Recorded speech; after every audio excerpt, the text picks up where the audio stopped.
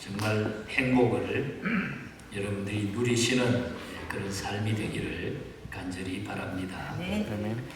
이제 한 해를 마무리해가는 이 마지막 달에 선교주일이고 또 우리의 믿음을 점검해 보면서 오늘 기도하는 중에 시편 30편 말씀을 오래전부터 준비하게 되었습니다. 오늘 이 주시는 이 말씀이 정말 우리가 하나님 앞에 살아가면서 다윗과 하나님의 그 관계 속에 너무너무 능력과 또 기쁨이 넘쳤던 그런 모습처럼 오늘 저와 여러분들도 이 말씀이 한 해를 마무리하면서 우리에게 그와 같은 말씀으로 우리의 삶 속에 그대로 적용되기를 간절히 바랍니다. 우리말에 다재다능이라고 하는 말이 있습니다. 다윗은 진정으로 다재다능한 사람이었습니다. 최고의 통치자였고 또 위대한 신앙인이었고 승전 장군이었고 또 훌륭한 시인이었고 나아가서는 훌륭한 음악가였습니다. 정말 다윗은 그야말로 다재다능한 그런 인물이었다고 하는 것을 우리는 알 수가 있습니다. 특히 우리는 그의 신앙을 주목해 보아야 합니다. 신앙이라고 하는 것은 하나님을 어떤 분으로 알고 믿고 섬기는가로 결정이 되는 것입니다. 본문 역시 다윗이 어떻게 하나님을 섬기고 믿고 또 알고 있었는가 하는 이 부분을 분명하게 보여주고 있다는 것입니다. 다윗이 질병과 고통에 빠졌을 때 자신을 구원하신 하나님의 은혜를 기억하며 읊은 노래가 바로 시편 30편입니다. 좋은 시기에 드린 것이 아니라 다윗이 몸이 아프고 고통에 빠져 있을 때, 정말 외로울 때에 자신을 구원하신 하나님의 은혜를 기억하면서 쓴 그런 메시지가 바로 오늘 제가 설교하는 시편 30편입니다. 그런 자신을 구원하신 하나님은 어떤 하나님이시며 그 은혜를 힘입은 사람들은 어떻게 해야 하는가를 아주 중요하게 밝혀주고 있습니다. 하나님은 어떤 분일까요? 다윗에게 함께 하셨던 그 하나님은 누구고 오늘 저와 여러분은 여러분에게 함께하는 하나님은 어떤 분입니까? 오늘 한번 그 하나님에 대해서 정확하게 확인하시고 나의 하나님으로 삼으시기를 바랍니다. 먼저 말씀을 드리고 싶은 것은 끌어내시는 하나님이다. 다윗은 그렇게 보고 있어요. 하나님은 끌어내 주시는 하나님입니다. 1절에 보면은 여호와여 내가 주를 높인 것은 주께서 나를 끌어내사 내 원수로 하여금 나로 말미암아 기뻐하지 못하게 하심이니라. 3절에 보면 또 여호와여 주께서 내 영혼을 수올에서 지옥에서 끌어내어 나를 살리사 무덤으로 내려가지 않게 하셨나이다. 아멘. 지옥에 가는 내 영혼을 하나님이 끌어내 주셨다. 다른 사람으로 말미암아 전쟁에 질 수밖에 구렁텅이에 있는 나를 끌어내셨다. 여기에 끌어낸다고 하는 것은 깊은 웅덩이에 빠져 자기 힘으로 나올 수 없을 때에 손을 내밀어서 끌어내 주셨다고 하는 그런 의미죠. 그리고 벼랑에 매달려 가지고 떨어지기 일보 직전에 손을 내밀어서 거기에서 떨어지지 않도록 나를 끌어내 주셨다. 다시 말하면 위기라든지 절망, 고통, 죽음에서 건져 주셨다고 하는 그런 얘기입니다. 다니엘서 6장을 보면은 다니엘이 바벨론 왕국의 국무총리로 일하고 있던 어느 날 그를 시기한 정적들의 음모를 꾸며가지고 그 음모로 말미암아 다니엘이 굶주린 사자굴 속에 들어가게 됩니다. 다니엘은 매일 하루 3번씩 예루살렘을 향해 가지고 창문을 열고 하나님 앞에 기도했던 그런 기도에 철저한 사람이었어요. 그것을 빌미 삼아 가지고 다니엘을 제거하려는 정적들이 황제 이외의 그 어떤 신이나 사람에게 절하는 자는 사자굴 속에 집어넣는다고 하는 이 긴급 법령을 만들어가지고 공포해버렸어요. 사자굴에 던져진다는 긴급 명령이 내려지자마자 그 덫에 다윗이 걸려버리고 만 것입니다. 그런데 다니엘서 6장 10절에 보면은 그런 환경 가운데 다니엘은 그 조서에 의인이 찍힌 것을 알고도 열린 창에서 전에 해나던 대로 하루 3번씩 무릎 꿇고 기도하며 그 하나님께 감사했더라. 자기가 기도하면 잡혀가는 줄 알고 자기가 그것을 어기면 잡혀가서 사자굴 속에 들어가는 거 알고도 난 후에 그는 그대로 자기는 하나님 앞에 했던 그 모습대로 했다는 거예요. 그리고 난 후에 그는 사자굴에 던져지게 됩니다. 그 이후가 중요한 얘기죠. 다니엘서 6장 23절에 보면은 다니엘을 굴에서 올린 즉 그 몸이 조금도 상하지 아니하였으니 이는 그가 자기 하나님을 믿음이었더라. 사자굴 속에 던지면 그 누구도 살아남을 수가 없는데 머리털 하나 상하지 아니하고 그대로 나왔다는 거예요. 이는 그가 자기 하나님을 믿음이었더라. 그의 믿음과 용기를 보시고 하나님이 그를 사자굴에서 끌어올려 주셨다는 거죠. 다윗을 끌어내시고 다니엘을 끌어내시고 바울을 끌어내신 하나님 오늘 나도 끌어내신다. 이걸 우리가 믿으라는 거예요. 나를 끌어내시는 하나님. 죄와 사망의 웅덩이에서 절망과 고통의 심열에서 환난과 시험의 질고에서 나를 끌어내시는 하나님. 그 하나님. 하나님은 끌어내 주시는 하나님. 그래서 다윗은 오늘 본장 3절에서 끌어내어 나를 살리사 무덤으로 내려가지 않게 하시라. 수월에 내려가지 않게 하시라. 여러분 그 하나님을 믿으십니까? 그래서 우리가 예수 믿고 지옥 가야 될 우리들인데 하나님이 그 지옥에서 나를 건져주시고 천국 백성으로 삼아주셨다. 하나님은 어디서나 나를 끌어내 주십니다. 제가 중국에서 선교하다가 한번 잡혔는데 처음에 잡혔을 때 정말 겁나더라고요. 뻘건 띠를 두르고 그냥 공산당처럼 생긴 사람들이 한 7, 8명이 쫙 들어와가지고 탁 잡아가는데 그냥 머리끝이 팍 쓰고 아 내가 이제 당하겠구나. 그때에 하나님이 저에게 기억나게 하셨던 말씀이 미가서 7장 8절이에요. 그래서 제가 우리 손자가 태어났을 때 이름을 하도 좋아서 미가라고 졌어요. 마이카. 영어로는 마이카. 미가서 7장 8절에 보면 이런 말씀입니다. 나의 대적이 나로 인하여 기뻐하지 말지어다. 나는 엎드러질지라도 일어날 것이요 어두운 데 앉을지라도 여호와께서는 나의 빛이 되실 것입니다. 내가 지금 복음 전하다가 끌려가지만 절대로 이것으로 인하여 원수들이 기뻐하지 아니하죠. 내가 엎어져 있다 할지라도 나는 일어나게 될 것이고 잡혔다 할지라도 어두운 데 갈지라도 하나님은 빛이 될 것이다. 저는 이 말씀을 체험하면서 너무너무 감사했어요. 그리고 그 다음부터는 겁이 없어져요. 그래서 중국에 있는 분들이 저를 향해서 간이 배 밖에 나왔다고 해요. 막무가내로 막 했으니까. 하나님은 나를 건져내시고 하나님은 우리를 죄에서 구렁텅이에서 죽어가는 그 심정에서 하나님은 나를 끌어내시고 확실히 믿으시기 바랍니다. 이 하나님이 나의 하나님. 권사님의 하나님, 장로님의 하나님, 목사님의 하나님. 이 하나님. 나만이 아니라 우리 모두의 하나님. 기억하시길 바랍니다. 그래서 다윗이 힘들고 어려울 때 그것을 지금 하나님에 대해서 고백하는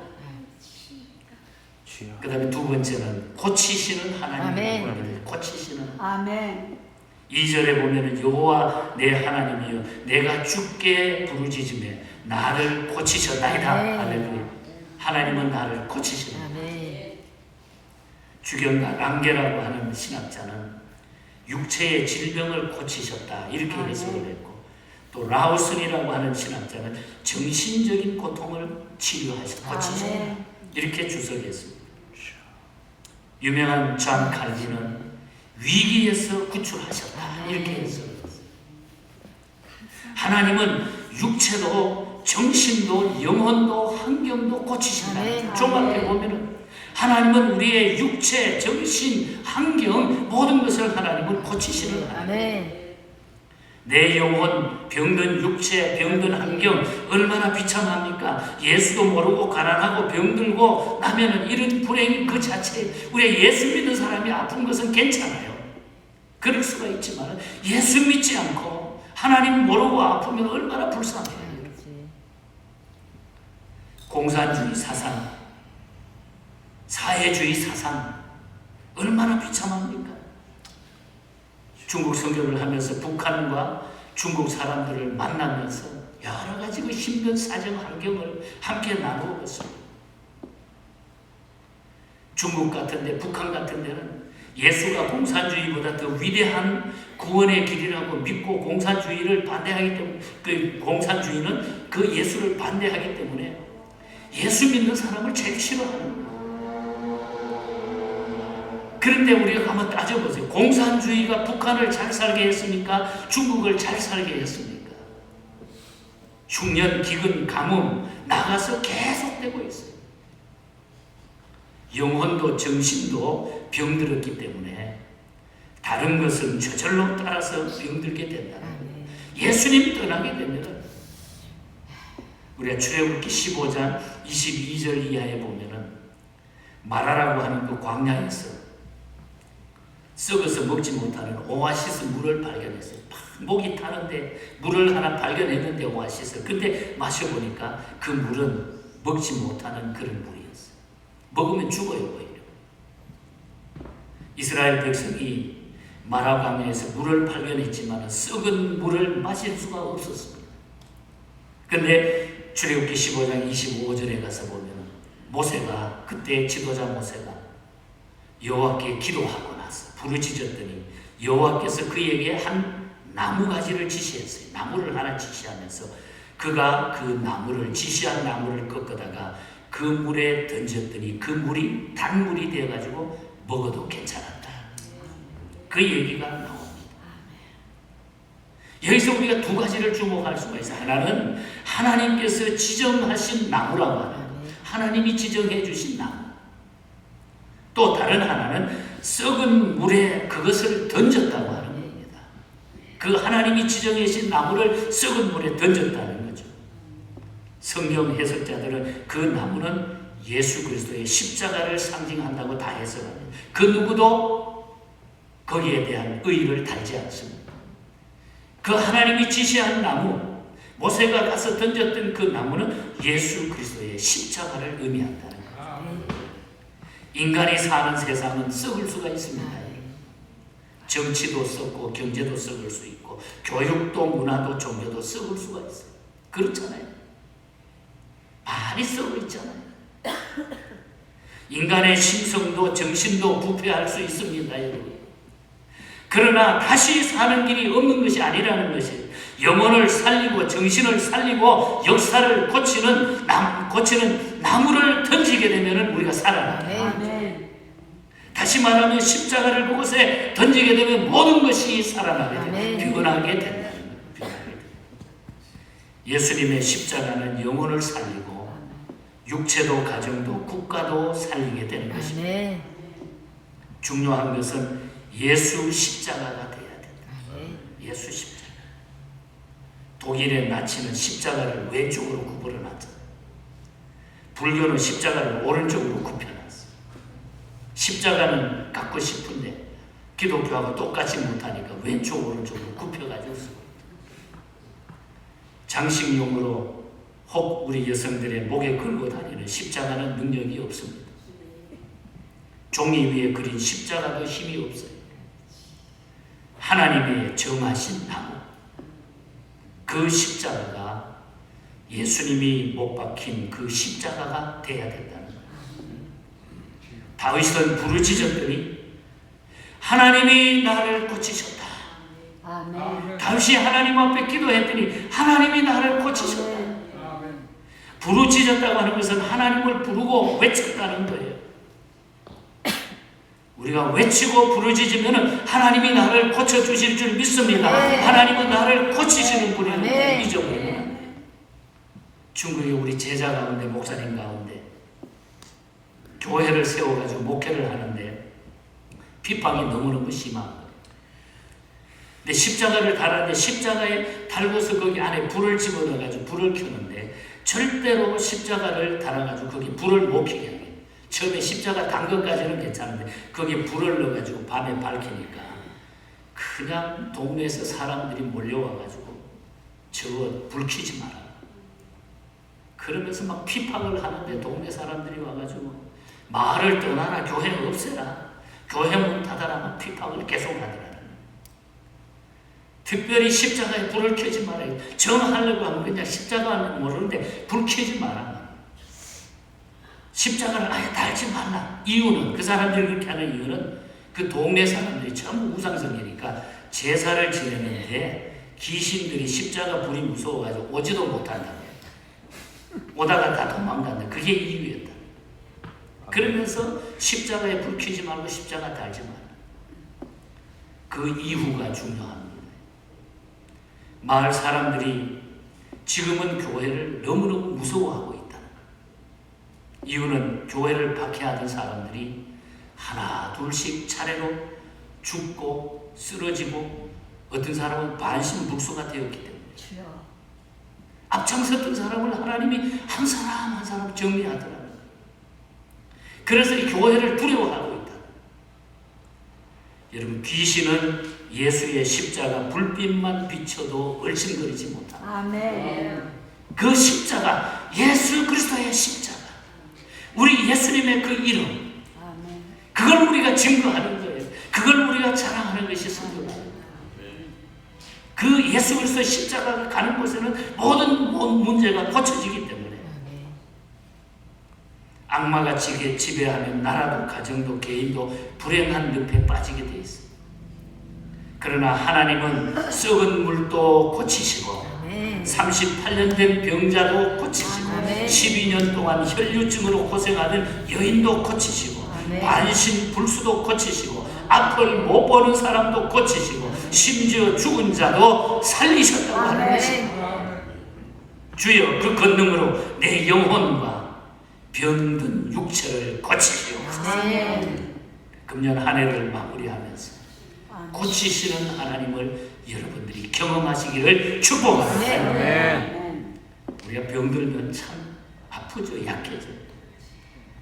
저도 잘 안 아픈 사람인데 한 이틀 전에 감기 같아요.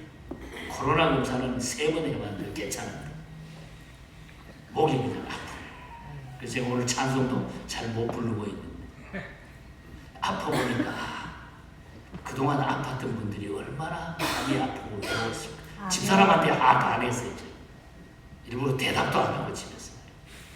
왜 대답 안 하냐. 대답하면 목이 아픈데. 여러분, 그러나 우리 하나님은 나의 약한 모든 것들 하나님이 다 고쳐주시는 하나님.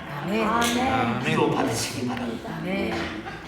혹 제가 아픈 여러분들 그 심정을 헤아리지 못했다고 하면 용서해 주시기 바랍니다.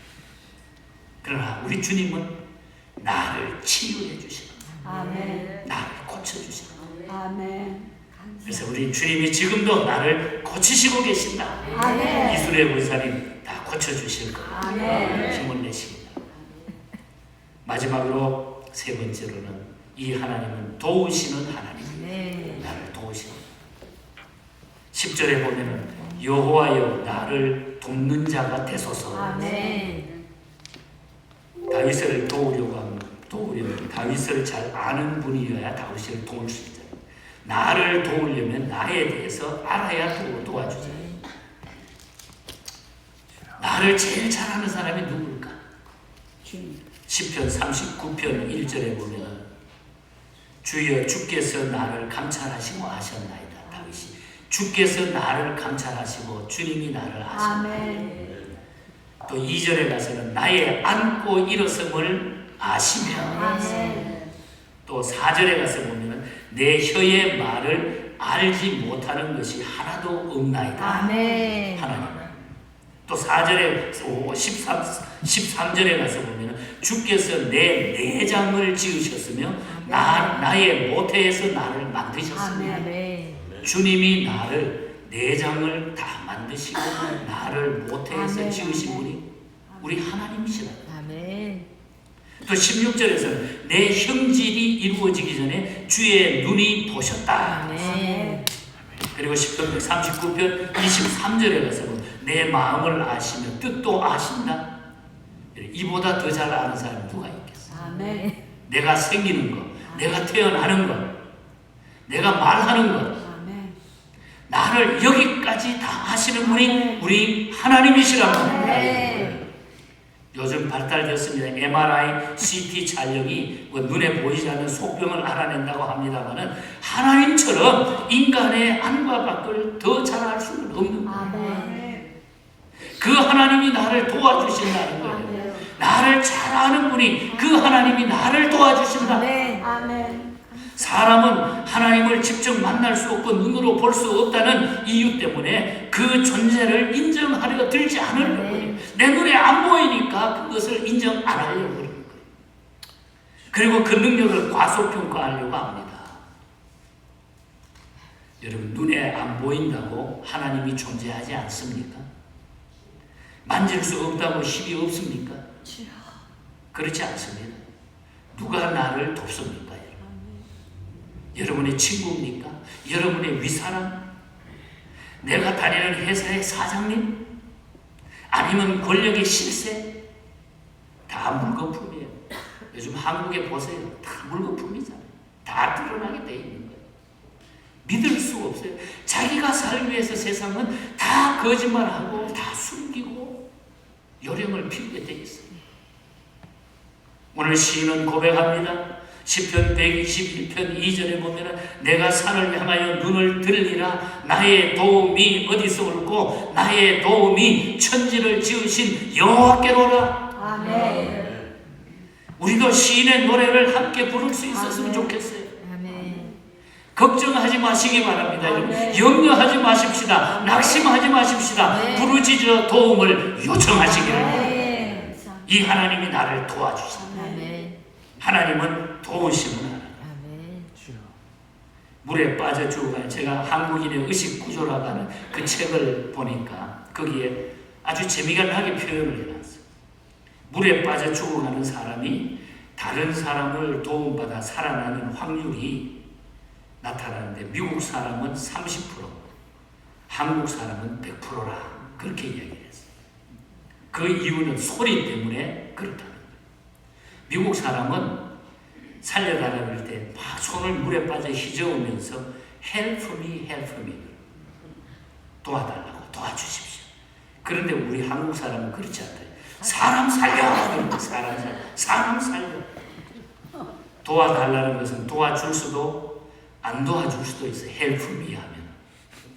그러나 살려달라는데 안 살려달라고 벼랑맞는다. 그러니까 자기가 죽더라도 그 사람을 살리는 것이 우리 한국 사람이에요. 그래서 우리 한국 사람은 죽어가는 사람 보고 그냥 안 지난다는 거예요. 하다가 구하다가 자기가 죽어도 그 사람을 구하는 게 우리 한국 사람. 사람 살려. 우리 한번 따라합시다. 사람 살려. 나 살려. 하나님께 그렇게 부르짖으시기 바랍니다. 하나님은 도와주시는 분이에요. 하나님은 나를 도와주시는 분이에요. 하나님은 구경꾼이 아닙니다. 아멘. 도우시고 살려주십니다. 아멘. 주여 나를 도와주소서. 나를 살리소서. 말씀을 정리하겠습니다. 이렇게 되기 위해서 내가 두 가지 일을 해야 돼요. 결론적으로. 두 가지 일을 해야 되는데 첫째는 부르짖고 간구해야 돼요. 아멘. 부르짖고 간구. 8절에 보면 내가 주께 부르짖고 여호와께 간구하기를, 내가 소리내어 기도하라는 것입니다. 내 소리로 기도하라는 거예요. 아멘. 그리고 10편 28편 2절에 보면 내가 주의 성소를 향하여 나의 손을 들고 주께 부르짖을 때에 나의 간구하는 소리를 들으소서. 손을 들고 소리내어 하나님 앞에 기도하라는 거예요. 아멘. 내가 내 소리로 내 손을 들고 부르짖어 기도하면 하나님은 반드시 그 기도를 들으시고 응답해 주시는 줄 믿습니다. 좀 이런 열정이 우리에게 살아났으면 좋겠어요. 아멘. 성전에 나와서 두 손 들고 부르짖는 하나님의 역사가 일어나게 될 줄 믿습니다. 아멘. 우리 24일 날 아침에 한번 기뻐하면서 나를 구원해 주신 그 주님을 찬송하면서 한번 힘있게 기도하고 아멘. 아침 식사도 육신적으로 멋있게 한번 해봅시다. 그리고 다른 한 가지는 찬송하고 감사하라. 아멘. 12절에 보면 내 영광으로 주를 찬송케 하시미니 여호와 나의 하나님이여 내가 주께 영영히 감사하리이다. 아멘. 부르짖고 기도하는 것과 찬송하고 감사하는 것, 아멘. 은혜 받고 고침 받고 도움 받은 후에 하나님을 찬양하고 감사하는 것은 아주 복된 일입니다. 아멘. 그러나 도움 받기 전에 고침 받기 전에 믿고 미리 감사하고 찬송하는 것은 더 현명하고 위대한 결단인 줄 믿습니다. 그들에게 맞고 사고 치고 하지 말고 그 전에 하면 더 좋다는 거예요. 아멘. 자녀들도 마찬가지예요. 네. 사건 후에 감사하는 것보다 사건 전에 감사하는 것이 훨씬 더 귀한 일인 줄 믿습니다. 아멘. 그렇다면 우리는 언제 어디서나 감사해야 된다는 것입니다. 아멘. 건수 생기면 감사하고 기분 내키면 찬송하는 생활 태도는 별로 좋은 태도가 아니라는 것입니다. 성공과 축복과 평안과 번영 중에도 환난과 실패와 절망, 고통 중에도 아멘. 우리가 감사하며 주님을 향하여 나갈 수 있기를 바랍니다. 아멘. 기쁨과 즐거움이 그럴 때 우리의 삶 속에 나오죠. 다윗이 우울하고 전쟁통에 약해지고 병마로 신음하며 낙심에 빠졌을 때에 오늘 이것을 고백하고 그 하나님을 내가 알았구나. 그 하나님이 계심을 나는 너무너무 좋구나. 그래서 오늘 5절입니다. 마지막 5절 얼마나 이 말씀이 좋은지. 그 노여움은 잠깐이요 그 은총은 평생이로다. 저녁에는 울음이 깃들일지라도 아침에는 기쁨이 오리로다. 여러분의 매일 아침마다 기쁨이 찾아오기를 축복합니다. 부르짖고 고침받고 부르짖고 고침받고 내가 설교 제목을 그렇게 했지. 부르짖고 고침받고 올 한 해를 마무리하면서 여러분 이 말씀을 꼭 기억하시기를 축복합니다. 아멘. 영국 교회 영성이 풍부했던 조셉 스와인 목사님이 만든 찬송시로 마지막 결론을 한 번 더 생각해 보십시오. 이분은 아주 짧은 나이에 세상을 떠났어요. 너무너무 힘들고 어려웠어요. 고통이 찾아오고 병마가 찾아와서 겨우 30을 넘겨서 40에 하나님 부름을 받고 세상을 떠났습니다. 그러나 그는 아픈 중에 너무 주님께 주시는 그 은혜가 너무 감화서 나의 소망, 나의 기쁨, 생명이 되십니다. 주님은 나의 소망이 되십니다. 기쁨이 되십니다. 부활이 되십니다. 영원한 생명이십니다. 그래서 기쁨의 찬송을 우리에게 선물해 주셨어요. 나의 기쁨, 나의 소망 되십니다. 나의 생명이 되시죠. 밤낮 불러서 찬송을 드려도 아신 마음뿐일세. 길도 없이 거친 넓은 들에서 길을 못 찾아 애쓰며 이리저리로 헤매는 내 모양 저 원수 조롱하도다. 그래도 오직 예수님이 나의 생명이 되기 때문에 그래서 5절에 보면 나의 진정 사모하는 예수여 음성조차도 반갑고 나의 생명과 나의 참 소망은 오직 주 예수뿐일세. 이 기쁨, 이 행복함이 우리 모두에게 함께 하시기를 바랍니다. 한 해를 보내면서 이 마음으로 다 털어버리고 하나님 그러네요. 하나님이 이렇게 나와 함께 해주셨는데 내가 너무 나태하게 살았네. 여러분, 주님 앞에 이런 좀 깨어날 수 있는 이런 능력 있는 그리스도인의 삶으로 영광 돌리시기를 주님 이름으로 간절히 축복합니다. 하나님 아버지 감사합니다. 힘들고 어려울 때에, 우리 몸이 아플 때에, 또한 실패했을 때에, 또한 여러 관계 속에 내가 낙심해 있을 때, 우리는 어느 때에 원망하고 지쳐 있지만은, 그러나 우리 하나님께서는 그때도 나를 아시고 나에게 은혜와 승리를 주시는 것을 믿습니다. 하나님 어떤 일들 가운데서도 우리 하나님을 믿고 나가는, 기도하는, 간구하는, 찬송하는, 감사하는 그 삶이 우리의 삶이 되게 하여 주시옵소서. 우리의 영원한 생명이심을 저희들이 확실히 믿고 감사하게 하여 주시옵소서. 날마다 이 주님을 찬송하는 우리의 삶이 되게 하여 주시옵소서. 거룩하신 예수님 이름으로 기도하옵나이다. 아멘.